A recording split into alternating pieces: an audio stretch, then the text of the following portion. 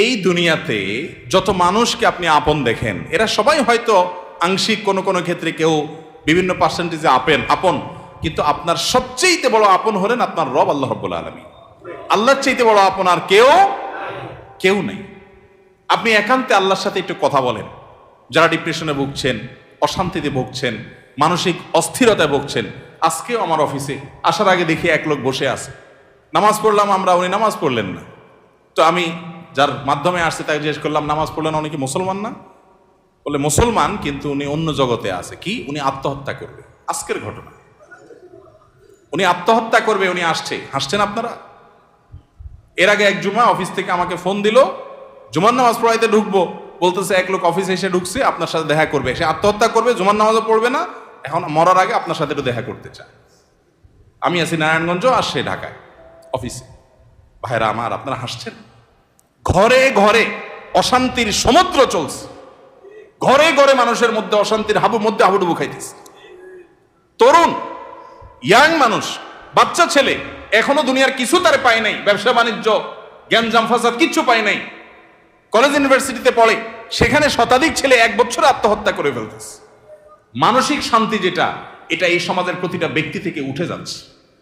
প্রত্যেকটা মানুষ অস্থির। এর মূল এবং প্রধান কারণ হলো এই কলব এবং অন্তরে যে জিনিসটাকে ঢুকানো দরকার ওটা না ঢুকাইয়া ভুলটারে ঢুকাইয়া বসে আছে, ইনস্টল করে নিছে দুনিয়াকে।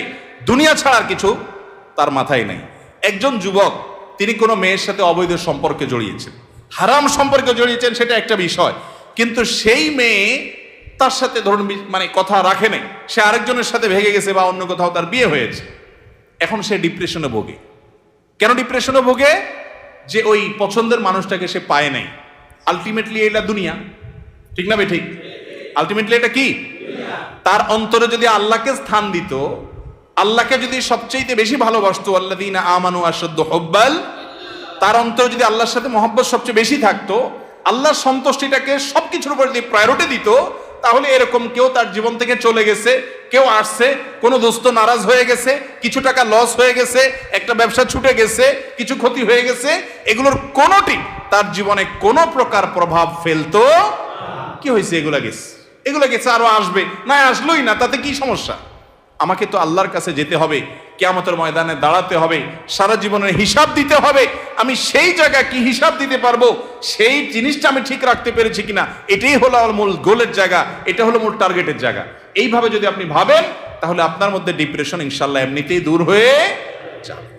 মোহতারাম হাজরিন, অতএব সম্পদ উপার্জন করেন, ব্যবসা বাণিজ্য করেন এবং জাগতিক কাজ করেন, এতে কোনো সমস্যা নাই, কিন্তু অন্তরে দুনিয়াকে নয়, আল্লাহকে স্থান দেন।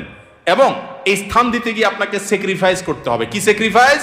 ওই যে সৎ পথে চলবেন, হক হালালি চলবেন, টাকা পয়সা বেশি হবে না। অন্যরা তো দূরের কথা, নিজের আপন মা বাবার কাছেও দাম পাবেন না, ভাই বোনের কাছে দাম পাবেন না, বইয়ের কাছেও হয়তো দাম পাবেন না, ছেলে মেয়ের কাছেও হয়তো দাম পাবেন না, বন্ধু বান্ধবের কাছেও দাম পাবেন না, এলাকার ইমাম সাহেব, খতিব সাহেব, হুজুর সাহেবের কাছেও দাম পাবেন না, কারণ পয়সা নেই। কিন্তু আল্লাহর কসম, যেই জায়গায় দাম পাওয়া দরকার সেই জায়গা ঠিকই পাবেন।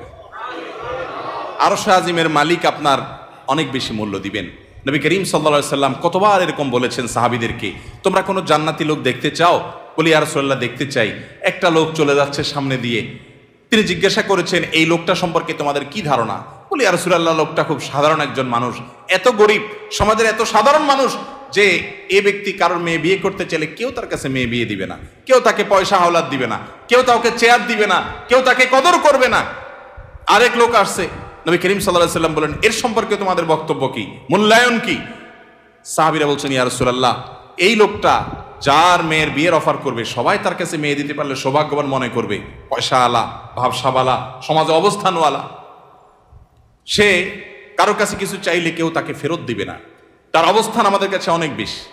নবী করিম সাল্লাল্লাহু আলাইহি সাল্লাম প্রথম যে ব্যক্তি, যাকে সমাজের মানুষ অনেক তুচ্ছ মনে করে, অনেক দুর্বল মনে করে, তার সম্পর্কে মূল্যায়ন করে তিনি বলেছেন, এই যে প্রথম লোকটা, দ্বিতীয় লোকটার মতো মানুষ যদি গোটা দুনিয়াতে পরিপূর্ণ হয়ে যায়, তবুও এই প্রথম এই দুর্বল, কিশোকায়, হ্যাংলা পাতলা, গরিব, অভাবী মানুষ, যাকে তোমাদের সমাজ কোনো দাম দেয় না, এই লোকটার মর্যাদা আল্লাহ রাব্বুল আলামিনের কাছে ওই দ্বিতীয় লোকটার মতো মানুষ গোটা দুনিয়াতে পরিপূর্ণ হওয়ার চাইতে বেশি। ভাইরা আমার, এজন্য সামাজিক অবস্থান এটা আরেকটা ডেঞ্জারাস ব্যাধি।